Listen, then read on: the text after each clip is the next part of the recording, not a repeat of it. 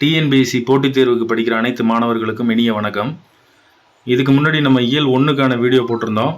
இப்போ இயல் 2ல் புது புக்கில் லைன் பை லைன் கொஸ்டின்ஸாக ஒரு 150 கொஸ்டின்ஸ் எடுத்திருக்கோம். நீங்கள் புக்கை நல்லா தரவு பண்ணிவிட்டு இந்த வீடியோவை நல்லா ஒரு பெஸ்ட் வீடியோவாக ரிவிஷனுக்கு யூஸ் பண்ணிக்கோங்க. இப்போ நம்ம கொஸ்டின்ஸ் பார்க்கலாம். 1. நிலவின் குளிர்ச்சியையும் கதிரவனின் வெம்மையையும் மழையின் பயனையும் போற்றும் நூல் சிலப்பதிகாரம். 2. முதல் தேசிய காப்பியம் சிலப்பதிகாரம். இது புக்கில் இருக்காது, எக்ஸஸாக ஒரு சில கொஸ்டின்ஸ் எடுத்துருக்கேன். 3. திங்கள், ஞாயிறு, மாமலை என்ற வரிசையில் இயற்கையை போற்றி பாடும் நூல் சிலப்பதிகாரம். இந்த வரிசையை மாற்றி மாற்றி கொடுப்பாங்க, கொஞ்சம் நல்லா படிச்சுக்கங்க. 4. திங்களை போற்றுதும் திங்களை போற்றுதும் எனும் பாடல் வரி இடம்பெற்ற நூல் சிலப்பதிகாரம். 5. மாமலை போற்றுதும் மாமலை போற்றுதும் நாம நீர் வேலி உலகிற்கு அவன் அழிபோல் எனும் பாடலை எழுதியவர் இளங்கோவடிகள். இந்த பாட்டு சிலப்பதிகாரத்தில் இருக்கு. 6. ஞாயிறு போற்றுதும் ஞாயிறு போற்றுதும் காவிரி நாடன் திகிரி போல் பொற்கோட்டு எனும் பாடல் இடம்பெற்றுள்ள நூல் சிலப்பதிகாரம். 7. சோழர்களின் ஏரி எனவும் சோழர்களின் கடல் எனவும் அழைக்கப்படுவது வங்காள விரிகுடா. இதுவும் புக்கில் இல்லாத ஒரு கொஸ்டின்ஸ். 8. கொங்கு அலர்தார் சென்னி குளிர் வெண்குடை இவ்வரிகளில் சென்னி என்பதன் பொருள் சோழன்.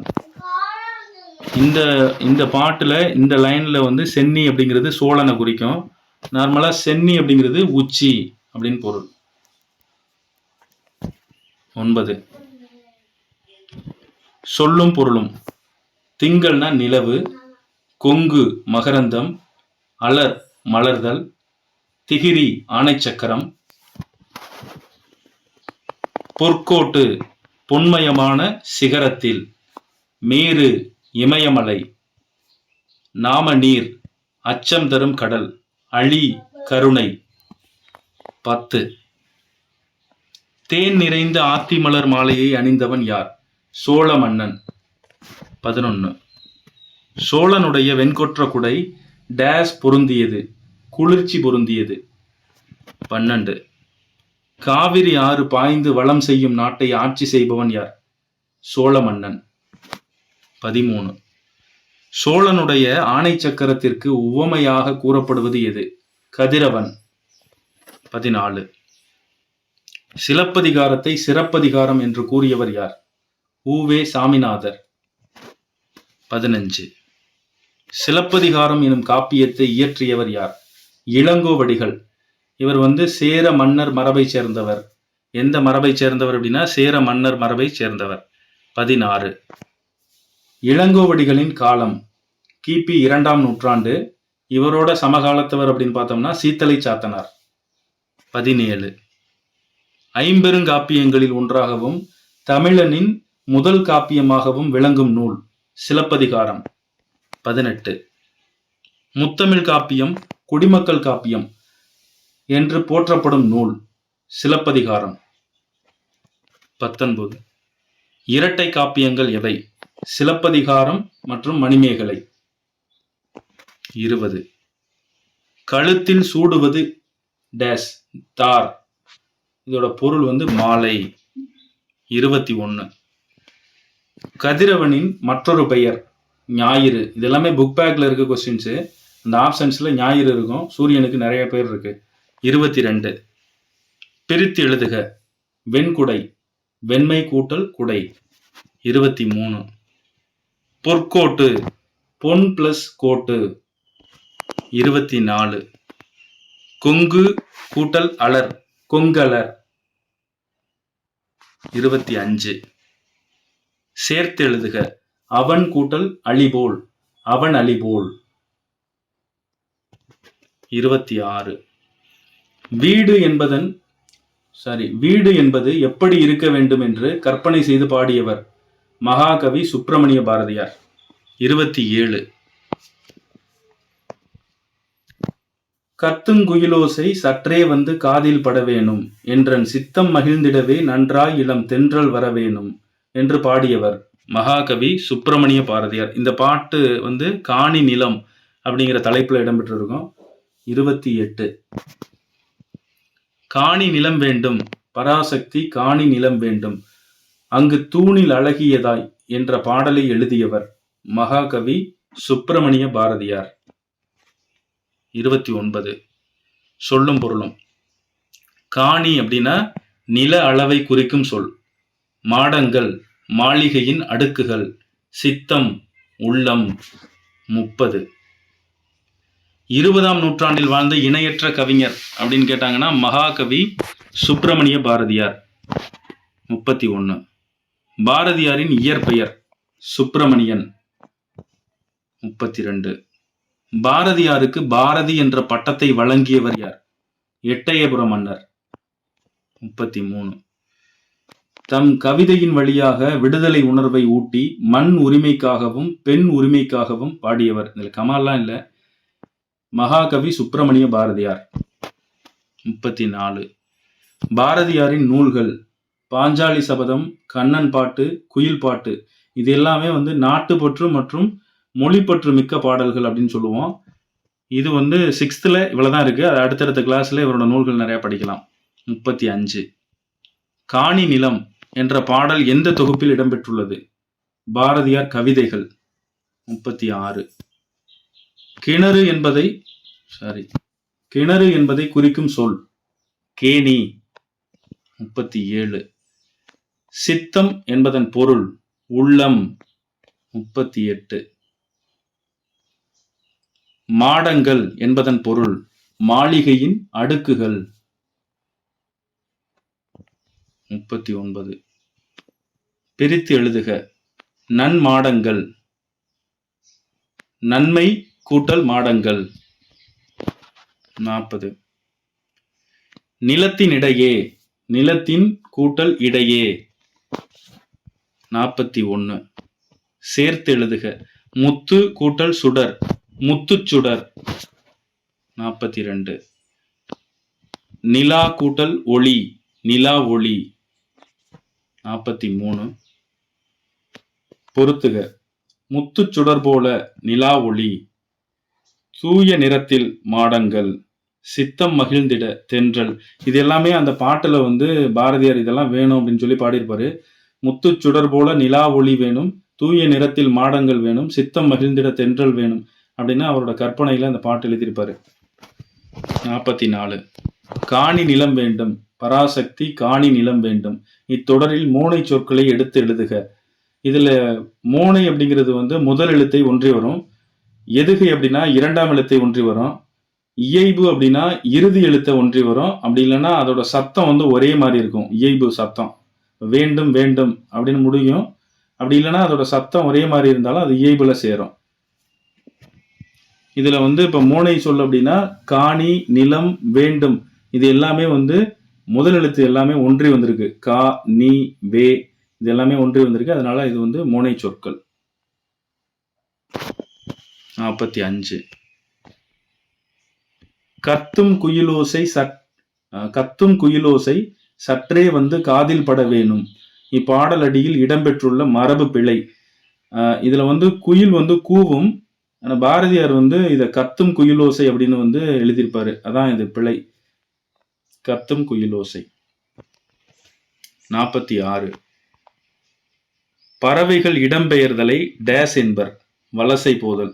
நீங்க புக்கை நல்லா தரவு பண்ணிட்டு நீங்க ரிவிஷனுக்கு இதை யூஸ் பண்ணிக்கோங்க. நீங்க புக்ல மேக்சிமம் இதை தவிர்த்து எந்த கொஸ்டினும் கேட்கறதுக்கு வாய்ப்பு இல்லை. எல்லா கொஸ்டின்ஸையும் நம்ம எடுத்தாச்சு லைன் பை லைனா. மேக்சிமம் நீங்க புக்கை படிச்சீங்கன்னா நல்லா தெரியும். படிச்சுட்டு யூஸ் பண்ணுங்க. 47. பெரும்பாலும் டேஸ் பறவைகளே வலசை போகின்றன. நீர்வாழ் பறவைகள். 48. பறவைகள் இடம்பெயர காரணம் உணவு, இருப்பிடம், தட்பவெப்பநிலை மாற்றம், இனப்பெருக்கம். இதெல்லாமே வந்து பறவைகள் இடம்பெயர்வதற்கான காரணம். இதுல 2 கேள்வி இருக்கு. இந்த 2 கேள்வியுமே கன்ஃபியூஷன் ஆகிரும். கொஞ்சம் இதையும் இதுக்கு அடுத்து வர்ற கேள்வியும் நல்லா படிங்க. 49. எவற்றை அடிப்படையாக கொண்டு பறவைகள் இடம்பெயர்கின்றன? நிலவு, விண்மீன், புவியீர்ப்பு புலம். அடிப்படை அப்படின்னா இது ஆன்சரா வரும். காரணம் அப்படின்னா மேலே பார்த்த கொஸ்டின். 50. பொதுவாக பறவைகளின் இடம்பெயர்வு டேஷ் வடக்கிலிருந்து தெற்கு நோக்கியும் மேற்கிலிருந்து கிழக்கு நோக்கியும் அமையும். பறவைகள் இடம்பெயர்வு வந்து வடக்கிலிருந்து தெற்கு நோக்கியும் மேற்கிலிருந்து கிழக்கு நோக்கியும் அமையும். இதை நல்லா படிச்சுக்குங்க. 51. பறவைகள் கண்டம் விட்டு கண்டம் பறக்கின்றன. குறிப்பிட்ட காலத்திற்கு பிறகு புறப்பட்ட இடத்திற்கே வந்து சேர்கின்றன. இவ்வாறு பறவைகள் இடம்பெயர்தலை டேஷ் என்பர், வலசை போதல். 52. சில பறவை இனங்கள் ஒரு வழித்தடத்தை தேர்ந்தெடுத்து டேஷ் என்று தாய் நிலங்களுக்கு திரும்புகின்றன. அதே பாதையில் வலசை பொய்த்து வர்றது ஒரே பாதை. 53. சில பறவைகள் போவதற்கும் வருவதற்கும் இருவேறு பாதைகளை பயன்படுத்துகின்றன. போவதற்கும் வருவதற்கும் இருவேறு பாதைகளை பயன்படுத்துகின்றன. இந்த பாடத்துல எல்லா கொஸ்டின்ஸுமே நம்ம எடுத்தாச்சு. நீங்க புக்கை நல்லா படிச்சிட்டிங்கன்னா தெளிவா அதை ரிவிஷன் பார்த்துக்கலாம். எல்லாத்தையுமே மிஸ் பண்ணாம பாருங்க. 54. சில பறவைகள் தரையிறங்க காரணம் இரை மற்றும் ஓய்வு. 55. வலசை போதலின் போது பறவையின் உடலில் ஏற்படும் மாற்றங்கள். தலையில் சிறகு வளர்தல், இறகுகளின் நிறம் மாறுதல், உடலில் கற்றையாக முடி வளர்தல். இது எல்லாமே வந்து பறவைகள் வலசை போகும்போது ஏற்படக்கூடிய மாற்றங்கள். தலையில வந்து சிறகு வளரும், இறகுகளின் நிறம் மாறும், உடலில் வந்து கற்றையாக முடி வளரும். 56. சிறகடிக்காமல் கடலையும் தாண்டி பறக்கும் பறவை கப்பல் பறவை, ஃப்ரிகேட் பேர்ட். 57. தரை இறங்காமல் 400 கிலோமீட்டர் வரை பறக்கும் பறவை கப்பல் பறவை தான். இதோட பேரு வேற பேரெல்லாம் இருக்கு. கப்பல் கூளைக்கடா, கடற்கொள்ளை பறவை, இதெல்லாமே வந்து கப்பல் பறவை தான் குறிக்கும். 58. சத்திமுத்த புலவர் எத்தனை ஆண்டுகளுக்கு முன்பு வாழ்ந்தவர்? ஏறத்தாழ 1500 ஆண்டுகளுக்கு முன்பு சத்திமுத்த புலவர் வந்து ஏறத்தாழ 1500 ஆண்டுகளுக்கு முன்பு வாழ்ந்தவர். 59. தமிழகத்திற்கு டேஷ் பறவைகள் வலசை வருவது பற்றி இலக்கியங்களிலும் செய்திகள் உள்ளன. வெளிநாட்டு பறவைகள். 60. நாராய் நாராய் செங்கால் நாராய் எனும் பாடலை எழுதியவர் சத்திமுத்த புலவர். 61. தென் திசை குமரி ஆடி வடதிசைக்கு ஏகுவீர் ஆயின் எனும் அடிகளில் பறவைகள் வலசை வந்த செய்தியை பாடியவர் சத்திமுத்த புலவர். 62. எங்கிருந்து தமிழகத்திற்கு செங்கால் நாரைகள் வருவது தற்போதைய ஆய்வில் உறுதிப்படுத்தப்பட்டுள்ளது? ஐரோப்பா. 63. வெளிநாட்டு பறவைகளுக்கும் புகலிடமாக திகழ்வது தமிழ்நாடு. 64. தற்போது வெகுவாக அழிந்து வரும் பறவை இனம் டேஷ் சிட்டுக்குருவி. 65. ஆண் சிட்டுக்குருவியின் தொண்டை பகுதி டேஷ் நிறத்தில் இருக்கும் மற்றும் உடல் பகுதி அடர் பழுப்பு நிறமாக இருக்கும். கருப்பு நிறத்தில் இருக்கும். ஆண் சிட்டுக்குருவியின் தொண்டை பகுதி கருப்பு நிறத்தில் இருக்கும் மற்றும் உடல் பகுதி அடர் பழுப்பாக இருக்கும். 66. பெண் சிட்டுக்குருவியின் உடல் முழுவதும் டேஷ் நிறத்தில் இருக்கும், மங்கிய பழுப்பு. 67. சிட்டுக்குருவி டேஷ் பறவை இனத்தை சார்ந்தது, கூடு கட்டி வாழும் பறவை இனத்தை சார்ந்தது. 68. சிட்டுக்குருவி கூடு கட்டும் காலங்களில் சத்தமிட்டு கொண்டே இருக்கும். கூடு கட்டிய பின் டேஷ் முட்டைகள் வரையிடும். 3 முதல் 6 முட்டைகள் வரை இடும். சிட்டுக்குருவி கூடு கட்டும் காலங்களில் சத்தமிட்டு கொண்டே இருக்கும். கூடு கட்டிய பின் 3 முதல் 6 முட்டைகள் வரை இடும். 69. சிட்டுக்குருவிகள் டேஷ் நாட்கள் அடை காக்கும்? 14 நாட்கள். 70. சிட்டுக்குருவிகளின் குஞ்சுகள் டேஷ் நாளில் வெளிவரும்? 15வது நாள்ல வெளிவரும். 71. துருவ பகுதியில் வாழ முடியாத பறவை இனம் சிட்டுக்குருவிகள். 72. சிட்டுக்குருவிகள் இமயமலை தொடரில் டேஷ் உயரத்தில் கூட வாழ்கின்றன? 4000 மீட்டர் உயரத்தில் கூட வாழ்கின்றன. 73. சிட்டுக்குருவிகளின் உணவு வகைகள். சிட்டுக்குருவிகள் என்னென்ன சாப்பிடும் அப்படின்னா, தானியங்கள், புழு பூச்சிகள், மலர் அரும்புகள், இளந்தளிர்கள், தேன், இது எல்லாமே வந்து சிட்டுக்குருவியோட சாப்பாடு. 74. சிட்டுக்குருவிகளின் குஞ்சுகள் பெரும்பாலும் புழு பூச்சிகளையே உட்கொள்ளும். சிட்டுக்குருவிகளின் குஞ்சுகள் பெரும்பாலும் புழு பூச்சிகளையே உட்கொள்ளும். 75. சிட்டுக்குருவிகளின் வாழ்நாள் 10 முதல் 13 ஆண்டுகள். 76. சிட்டுக்குருவி உருவத்தில் சிறியது, ஆனால் வேகமாக பறக்கும். அதனால்தான் விரைவாக செல்பவனை டேஸ் என்று கூறுவோம். சிட்டாய் பறந்து விட்டான் என்று கூறுவோம். 77. சிட்டுக்குருவிகளின் அழிவுக்கு காரணங்கள். இதுல ஒரு 3 காரணம் சொல்லியிருக்காங்க. பூச்சிக்கொல்லிகள் பயன்படுத்துறதுனால அதோட குஞ்சுகளுக்கு வந்து உணவு தட்டுப்பாடு ஏற்படுது. அடுத்து இந்த நவீன கட்டடங்கள் வந்து கூடு கட்டுறதுக்கு ஏற்றது மாதிரி இல்லை. அதுக்கப்புறம் செயற்கை வேலிகள், இது வந்து வாழ்றதுக்கு தகுந்த ஒரு வேலி தாவரங்களா இல்லாம இருக்கிறதுனால இது எல்லாமே சிட்டுக்குருவிகள் அழிவுக்கு காரணம் அப்படின்னு சொல்றாங்க. இதெல்லாம் நல்லா படிச்சுக்கங்க. 78. பறவை இனங்களை காப்பாற்ற டேஸ் மரங்களையும் டேஸ் செடிகளையும் வளர்க்க வேண்டும். ஆலமரம், அரச மரம் இதெல்லாம் வளர்க்கணும். அவரை, புடலை போன்ற செடி வகைகளை வளர்க்கணும். அப்படின்னா பறவையை வந்து நம்ம காப்பாற்ற முடியும். 79. பறவைகளை காப்பாற்ற டேஸை தவிர்க்க வேண்டும். செயற்கை உரங்கள் பயன்படுத்துறதை நம்ம தவிர்க்கணும். அது மட்டும் இல்லாமல் பூச்சிக்கொல்லிகளையும் நம்ம பயன்படுத்தக்கூடாது. இது ரெண்டையும் நம்ம தவிர்த்தோம்னா பறவை இனங்களை வந்து நம்ம காப்பாற்ற முடியும். 80. காக்கை குருவி எங்கள் சாதி என்று பாடியவர் மகாகவி சுப்பிரமணிய பாரதியார். 81. சமைப்பதற்கு தன் மனைவி வைத்திருந்த சிறிதளவு அரிசியையும் முற்றத்தில் இருந்த சிட்டுக்குருவிகளுக்கு மகிழ்வுடன் போட்டுவிட்டு பட்டினியாய் இருந்தவர் யார்? மகாகவி சுப்பிரமணிய பாரதியார். 82. இன்றைய பறவையியல் ஆய்வாளர்களுக்கு முன்னோடி டாக்டர் சலீம் அலி. 83. தம் வாழ்நாள் முழுவதும் பறவைகளை பற்றி ஆராய்ச்சி செய்வதிலும் அவற்றை படம் பிடிக்கவும் செய்தவர் டாக்டர் சலீம் அலி. 84. இந்தியாவின் பறவை மனிதர் டாக்டர் சலீம் அலி. 85. டாக்டர் சலீம் அலி தன் வாழ்க்கை வரலாற்று நூலுக்கு டேஸ் என்று பெயரிட்டுள்ளார். சிட்டுக்குருவியின் வீழ்ச்சி, த ஃபால் ஆஃப் ஸ்பேரோ. 86. மனிதன் இல்லாத உலகில் பறவைகள் வாழ முடியும், பறவைகள் இல்லாத உலகில் மனிதன் வாழ முடியாது என்று கூறியவர் யார்? டாக்டர் சலீம் அலி. 87. பறவைகளை பற்றிய படிப்பு, ஆர்னித்தாலஜி. 88. உலக சிட்டுக்குருவிகளின் நாள் மார்ச் 20. 89. பிரித்து எழுதுக. தட்பவெப்பம், அது மிஸ்டேக் இருக்கு. தட்பவெப்பம், தட்பம் கூட்டல் வெப்பம். 90. வேதியுரங்கள், வேதி கூட்டல் உரங்கள். 91. தரை கூட்டல் இறங்கும், தரை இறங்கும். சேர்த்து எழுதுங்க. வழி கூட்டல் தடம், வழித்தடம். 93. சிட்டுக்குருவிகள் வாழ முடியாத பகுதி, துருவ பகுதி. 94.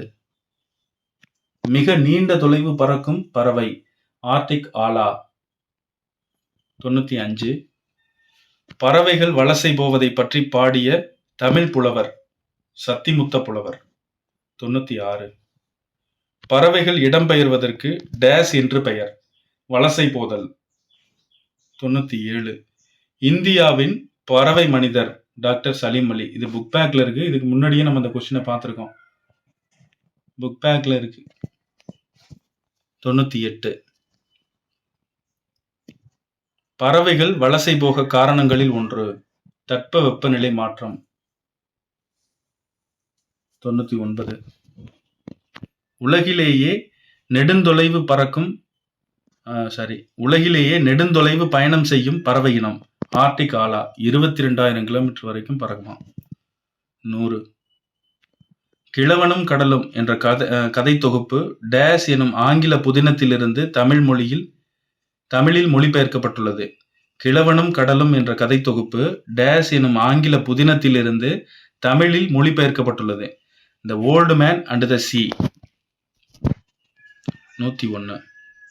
கிழவனும் கடலும் என்ற ஆங்கில புதினத்தின் ஆசிரியர் எர்னஸ்ட் ஹெமிங்வே.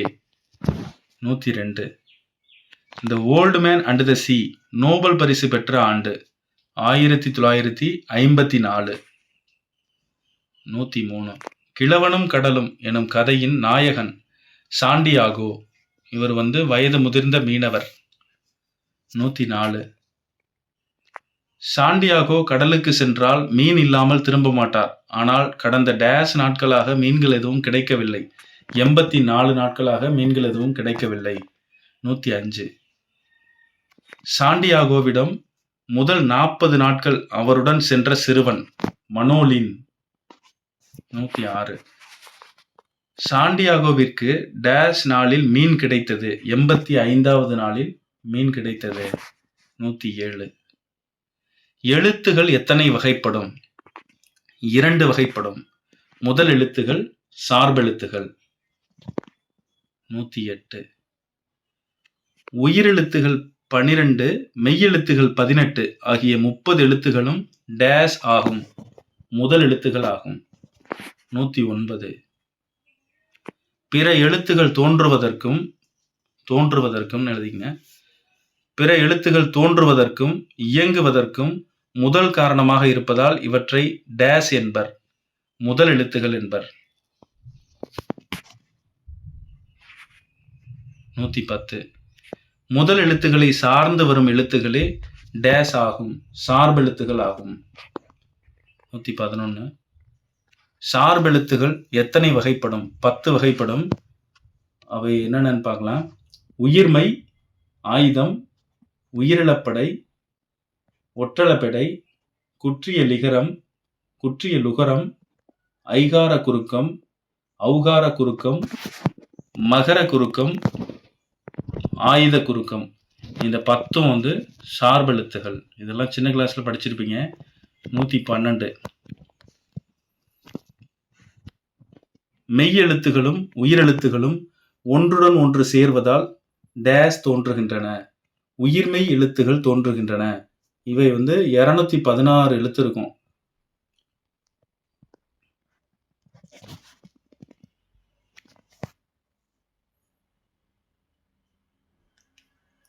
113. உயிர்மெய் எழுத்தின் ஒளி வடிவம் டேஸ் சேர்ந்ததாக இருக்கும். மெய்யும் உயிரும் சேர்ந்ததாக இருக்கும். இது எப்படின்னு பார்த்தீங்கன்னா, உயிர்மெய் எழுத்தோட ஒளி வடிவம். இப்போ ஒரு உயிர்மெய் எழுத்து எடுத்துக்கலாம். நம்ம இப்போ கா அப்படிங்கிறத எடுத்துக்கிட்டோம் அப்படின்னா, இதோட ஒளி வடிவம் எப்படி இருக்கும்னு சொல்றாங்க பாருங்க. ஒளினா சத்தம்.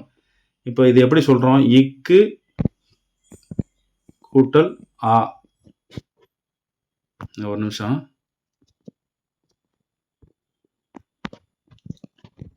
இக்கு கூட்டல் ஆ, அதுதான் நம்ம கான்னு சொல்றோம். அப்போ ஃபர்ஸ்ட் என்ன எழுத்து வருது? மெய்யெழுத்து. அடுத்து உயிரெழுத்து. அப்போ இதுதான் கா அப்படின்னு மாறுது. அப்போ ஒரு உயிர்மெய் எழுத்தோட ஒளி வடிவம் எப்படி இருக்கான்? மெய்யும் உயிரும் சேர்ந்ததாக இருக்கு. அப்போ இதுதான் சொல்றாங்க. 114. உயிர்மெய் எழுத்தின் வரி வடிவம் டேஸை ஒத்திருக்கும். ஒலிக்கும் கால அளவு டேஸை ஒத்திருக்கும். இது ஒன்றும் கிடையாது. இப்போ மெய்யெழுத்தை ஒத்திருக்கும்னு சொல்றாங்க. உயிர்மெய் எழுத்தோட வரி வடிவம் மெய்யெழுத்தை ஒத்திருக்கும்னா, இப்போ கா அப்படின்னு இருக்குன்னு வச்சுக்கோங்களேன். இப்போ கா அப்படின்னு இருக்கிறது மெய்யெழுத்தை ஒத்திருக்கும்ங்கிறாங்க. இப்போ மெய்யெழுத்துக்கு இதில் என்ன குறை அப்படின்னா, ஒரு புள்ளி மட்டும்தான். அதனால இதை என்ன சொல்றாங்கன்னா, மெய்யெழுத்தை ஒத்திருக்கும். உயிர்மெய் எழுத்தோட வரினா எழுதுறது. அதுக்கப்புறம் ஒலிக்கும் கால அளவு. ஒலிக்கும் கால அளவுனா இப்போ கான்னு இருக்குன்னு வைங்களேன். இந்த காங்கிறத நம்ம ஒரு 5 மீட்டர் தள்ளி இருந்து ஒருத்தர் கா அப்படின்னு சொன்னார்னா, அந்த இக்கோட சத்தம் எடுக்காது, ஆனாவோட சத்தம் தான் எடுக்கும். அதனால அதை என்ன சொல்றோம்னா, உயிரெழுத்தை ஒத்திருக்கும் அப்படின்னு சொல்றோம். அவ்வளவுதான் இதோட விளக்கம். 115. உயிர்மெய் எழுத்துகள் முதல் எழுத்துக்களை சார்ந்து வருவதால் டேஸ் வகையுள் அடங்கும், சார்பெழுத்தின் வகையுள் அடங்கும். 116. 3 புள்ளிகளை உடைய தனித்த வடிவம் பெற்றது. ஆயுதம். 117. ஆயுத எழுத்தின் வேறு பெயர்கள். முப்புள்ளி, முப்பாற்புள்ளி, தனிநிலை, அக்கேனம். இதெல்லாம் ஆயுத எழுத்தோட வேறு பெயர்கள். 118. நுட்பமான ஒலிப்பு முறையை கொண்ட ஒரே எழுத்து. ஆயுதம். நுட்பமான ஒலிப்பு முறையை கொண்ட ஒரே எழுத்து. ஆயுதம். 119. தனக்கு முன் ஒரு குறில் எழுத்தையும் தனக்கு பின் ஒரு வல்லின உயிர்மெய் எழுத்தையும் பெற்று சொல்லின் இடையில் மட்டுமே வரும் எழுத்து. ஆயுத எழுத்து. தனக்கு முன் ஒரு குறில் எழுத்தையும் தனக்கு பின் ஒரு வல்லின உயிர்மெய் எழுத்தையும் பெற்று சொல்லின் இடையில் மட்டுமே வரும் எழுத்து ஆயுத எழுத்து. இப்போ எடுத்துக்காட்டு எஃகு அப்படின்னு இருக்குன்னு வைங்களேன்.